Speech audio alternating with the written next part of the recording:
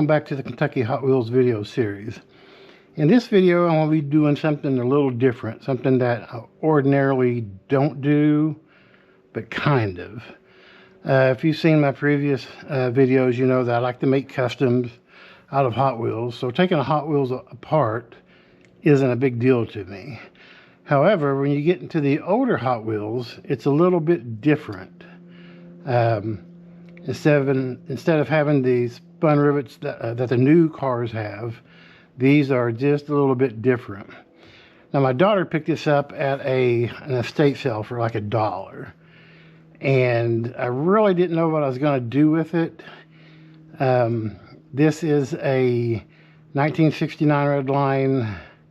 Oh, I can't remember the name of it. I'll put it up here. It wasn't the Lotus, it was the other one, the F1, something F1. Anyhow, it's worth keeping and maybe doing something with. So this one has the bearings for the wheels. When you order replacement red lines, you need to pay attention as to what wheels are on the model that you have. Some of the earlier ones had these bearings, these white bearings, which you can find and replace, and they just push on. And then later models had the two-piece wheels that you can replace as well. So anyhow, she got this, and I thought, well, I really don't want to take it apart, because when you take it apart, that immediately diminishes the value of the car. The paint on this one was actually pretty good. The only paint missing is where there may have been a decal. Some of these come with water slide decals. Some of them came painted with just an enamel paint, not the Spectraflame paint. So I really don't know. Trying to find parts for this has been a little difficult, because like I said, some of them there's so many variations. Some with decals, some without decals, different kind of paint, etc. But looking around, I did find the replacement motor for this car. And initially I thought, well, I'll just sand this back part down, cut the exhaust off here, and just epoxy it to that and repaint it chrome. But looking closer, you see it's actually missing more than just the exhaust. So to get this on there, I would have to take it apart. Not only that, but the windscreen is in pretty bad shape. It's busted up pretty good. If I can find the windscreen, a reproduction or an original, I'll consider taking this apart and I don't restore these old cars, but I do repair the old cars. But finding the engine was fairly easy. There's a lot of them out there. Finding the replacement wheels is easy. There's a lot out there. But I cannot find the windscreen, the windshield for this car. So before I go any further with it, I want to just throw that. This is just going to be a part one of the video. I just want to throw this out there to see if anybody knows where I can get a reproduction windscreen for this car. It's what is it? The Brabham, I can't see, something F1. I said I'll put the name in the video here. But it's a cool little car, and I like it. And I think it's worth repairing just as a display piece. Now, taking it apart is no big deal. Even though these are spun, like people call them spun rivets, so they're just spun pillars, more or less. But if you've seen in my previous videos, I just use the screws to put back in the newer cars when I customize them and do things. And you can actually even buy the replacement pins that look like the spun rivets and just glue it back together. But you can also use, if you want, a finishing nail. And if you can see, that looks pretty much the same thing, just dull it up a little bit. And for the back one, you can just make it smaller, and it's going to be pretty much the same thing. So I may go that route. I don't know. Like I said, I haven't decided whether or not I want to take it apart. If I can find the windscreen, I'll definitely take it apart and replace it and the motor. So if you know where these parts may be available, please leave it in the comments. I'd certainly appreciate it. I'd actually like to keep this one and the decal sheet.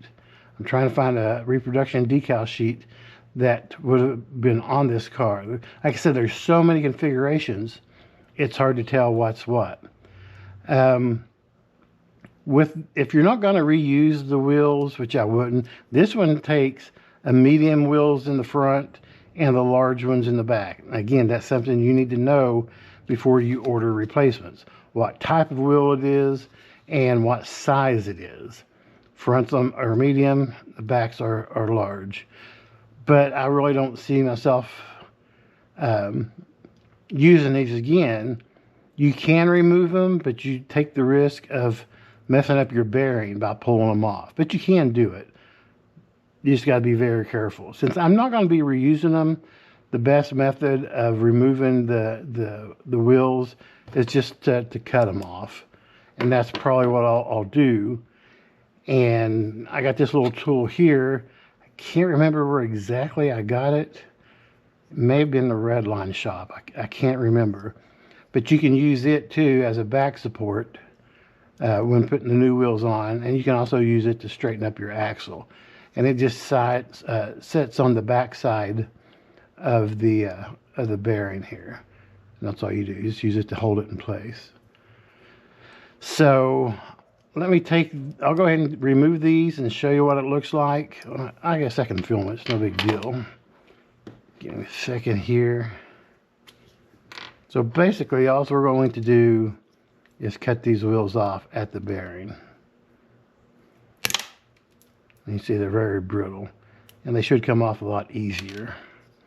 If I was going to reuse them, I'd be a lot more careful with this, but since we're not reusing them, I'll just cut them off here, and they slide right off.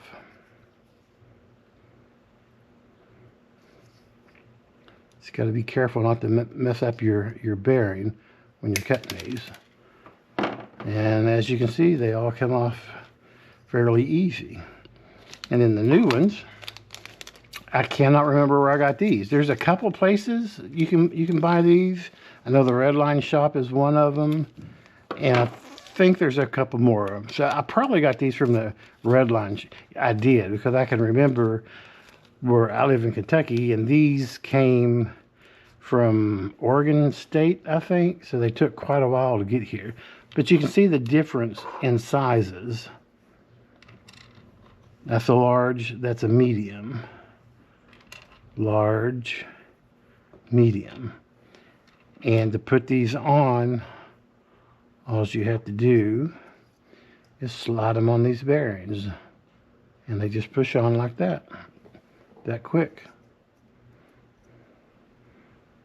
Now I know the axles on these need to be straightened up, and it's actually easier to do with the wheels on than it is with the wheels off. If you find them to be very tight, you can maybe put a little drop of Vaseline on the bearing or something and fix it. But I'll use this tool right here to straighten the axles where they're bent just a little bit. But before I go any further, like I said, I'll leave it to put it out there to you guys. Do you know, again, don't say search the internet, because I've been all over it trying to find the replacement windscreen for this car.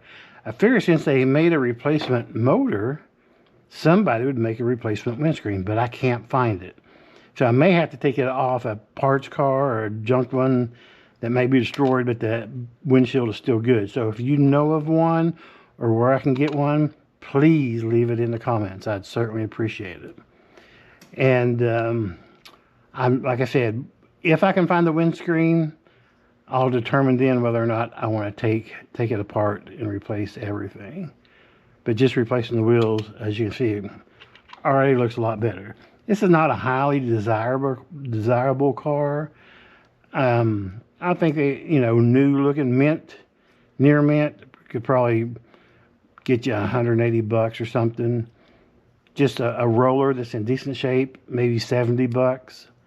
So again, I don't like taking the old ones apart, because to me, it diminishes the value right away. But if you can make it look like it was never taken apart, you know, who knows. But this is just going to be a display piece to go with my other red lines. Like I said, she picked it up for like $1. So it's worth putting a little effort into to make it look better. So again, I'm going to end this with a request for some help. Help me find this windscreen. I would certainly appreciate it. Okay, I'll bring you guys back when I find out something.